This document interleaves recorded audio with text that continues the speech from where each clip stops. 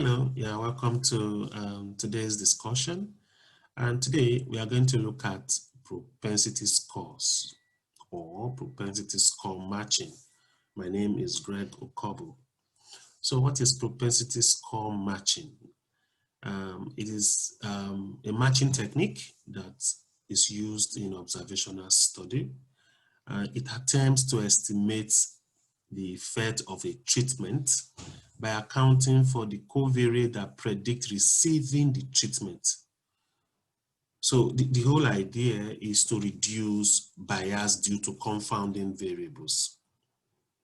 Let's take a hypothetical example. Here, we are looking at the effect of hydroxychloroquine treatment on COVID-19 mortality. So we are more interested this time on who receives this treatment. And remember, in observational studies, the investigator do not assign who receives treatment and who does not. So the treatment is already pre-assigned by someone else or by some other mechanism. So in order for us to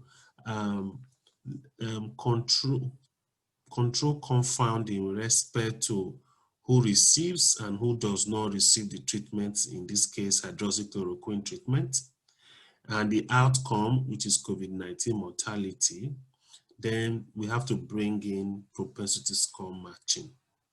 So the doctor's judgment, for instance, the doctors in this case will be the one that will assign someone who will receive hydroxychloroquine and someone who will not.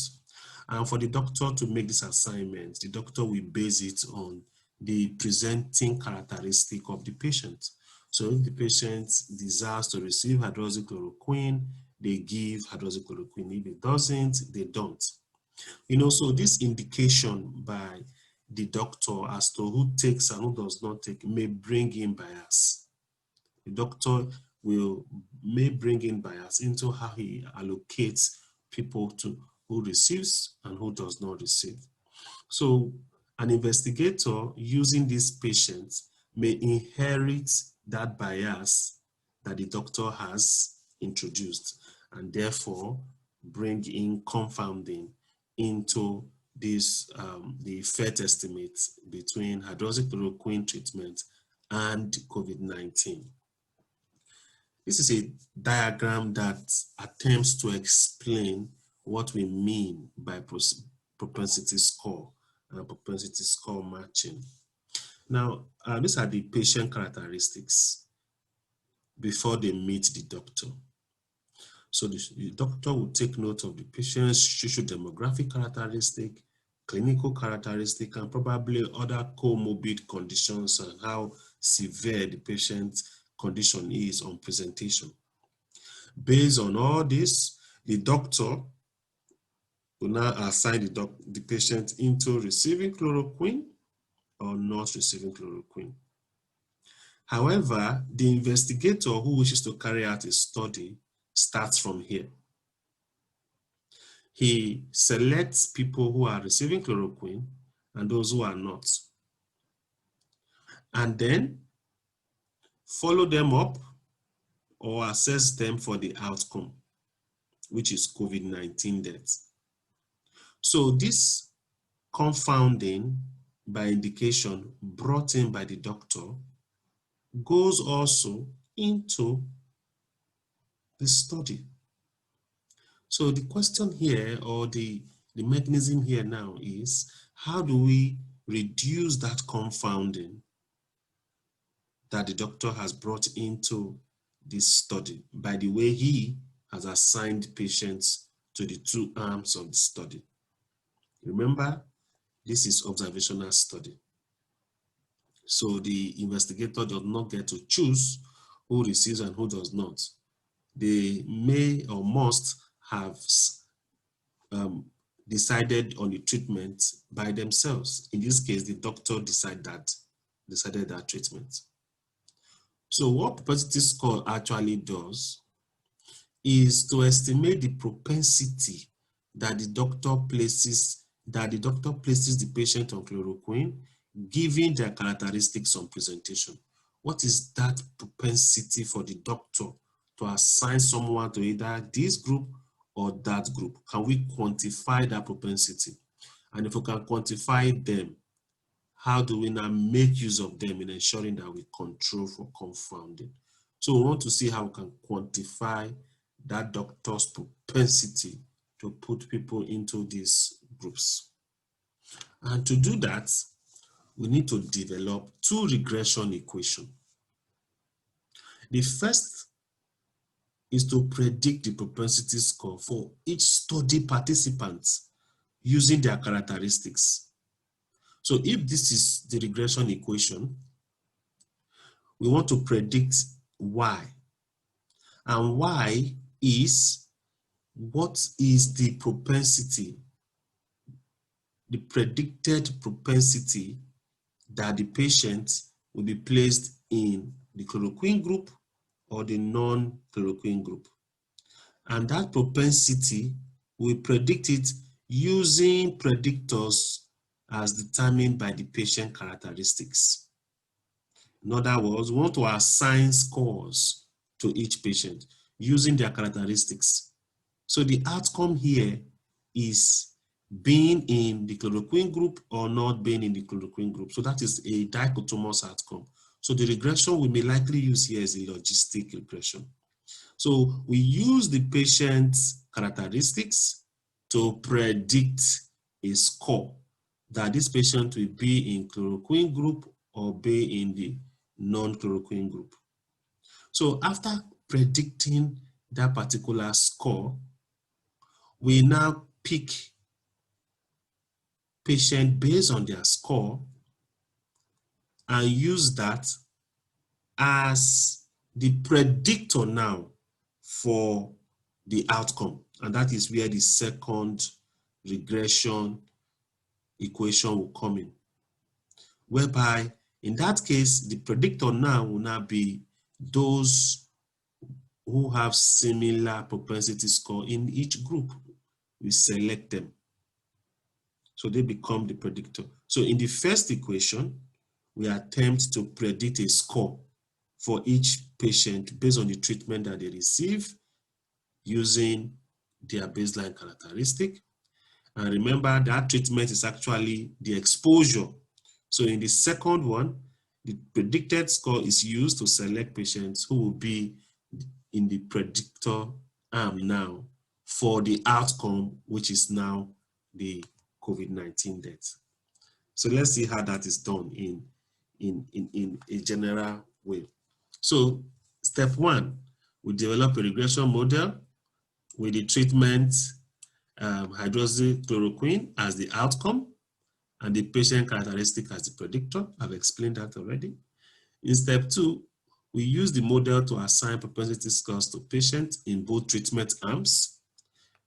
Step three, we match the patient with the same score in both arms. We match them. So patients who have the same score in both arms, we match them together, and then they move on to the next stage of the research. And lastly, we develop a second model with only the patient with the matched scores as the predictor and COVID-19 death as the outcome. So this is the general procedure for carrying out propensity score matching. In a diagrammatic form, remember, we are creating two regression equations. This is the first regression, this is the second regression. So let's look at this first regression. So this is the patient characteristics here, as we've highlighted before. So using the first regression, we try to predict propensity score for the patient. So in the hydroxychloroquine group, we had 9 patients. In the non-hydroxychloroquine group, we also had 9 patients. So the predicted propensity scores is this scores we have here. For each of the patients, we predicted a score that they will be in either the hydroxychloroquine group or the non-hydroxychloroquine group, based on the doctor's judgment. Now, we look for the scores that are similar. You notice this is 12, 17, 5. 12, 17, 5 is also in this other group. The other ones are not similar. So we pick the patients who have the similar scores, we match them together. And these are 12, 17, 5, 12, 17, 5. So in the second arm of our study, we now use these matched scores, this patient with these matched scores, we use them, we use their characteristics, we put them together. This is now the propensity score, and it becomes just one variable. It becomes just one variable. This score becomes one variable. And we use this score to predict the outcome. We use these scores to predict the outcome. They just become one variable, and we use that to predict the outcome. So by doing this, you already notice that the number of patients have reduced from 9 to 3.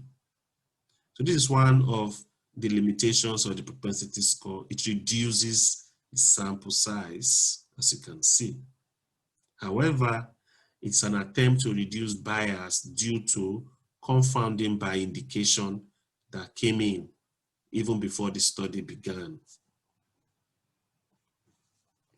So propensity score is not the ultimate means of actually controlling confounding in observational study. And the reason is because it has been shown that it has some limitation. It has been shown that it can increase model imbalance. It can also increase inefficiency, as we have already seen, in terms of the number of patients that will now have to carry out the analysis. It can also increase model dependence, and it can in itself bring in another form of bias. It can bring in another form of bias, because by the time you attempt to control for confounding by indication, you open up another window for other type of bias to come into the study. It only accounts for observed or measured variables. I mean, this is self-explanatory, because if you don't have a measured variable ab initio in the research, you cannot actually use that variable in estimating propensity score. So it cannot account for variables that we not matched, that would not consider. That is why it's very important at the conceptualization stage, we think far and we think deep about all possible variables that could be a confounding variable. And then lastly, I must warn that the propensity score matching is not better than traditional ways of controlling confounding. It's not really better. The advantage is that it helps in its own way to reduce confounding by indication. And of course, as you can see, it's only used in observational studies. It can in itself induce some other forms of bias. So we have to really have a good reason to use propensity score matching in our study. I've decided to look at this particular article, and that's because this article really brought out some usefulness for the propensity score matching technique. This is a study that was authored by Steinhardt and colleagues. It's titled "The Effectiveness of Insecticide-Treated Bed Nets in Malaria Prevention in Haiti, a Case Control Study." Now, in this study, the authors used propensity score. And if you look at this particular area here, they used it as a means of testing, or as a means of a sensitivity analysis. They've actually gone ahead the traditional way to estimate confounding. They did matching, they did other forms of techniques in controlling confounding, but at the same time they decided to use the propensity score matching, as you have seen here. And in this particular study, it's a case control study, so the outcome is those who have malaria and those who do not have malaria. But the exposure of interest is use of insecticide treated nets. And you know, who use or who do not use is dependent on the patient's choices. the investigator don't have control in the assignment of who use and who don't. And there are factors that can determine who we use and who will not use ITN, that's insecticide net, in the population. So this has now kind of described a structure that will require propensity score, because what determines the exposure is not in the hands of the investigator. So the investigator now has, what is the propensity that a study participant will use insecticide treatment or will not use insecticide treatment. So they have to calculate the propensity score and then use that in their analysis. However, in this particular study, it was mostly used as a sensitivity analysis so that they can look at the traditional methods and the propensity score method to see if there is any difference in the effect estimate. And they went ahead, and this is what they got. This is what they presented at the end of the day, and I think it is very instructive. This is the unmatched group. Remember, this is a case control group, so it's based on the cases and non-cases. Okay, so those who are cases are those who tested positive on RODT for malaria, and these are the negative groups. So if you look at the unmatched sample without the propensity score matching, you notice that at the end of the day, for age, for instance, those who have negative RODT is at 38.1%, less than 5 years, and 7.9% are less than 5 years. But upon matching, you notice that this is 9.6% and this is 8.3%. So there's an attempt to make them similar. So that we are looking at making them similar with respect to the age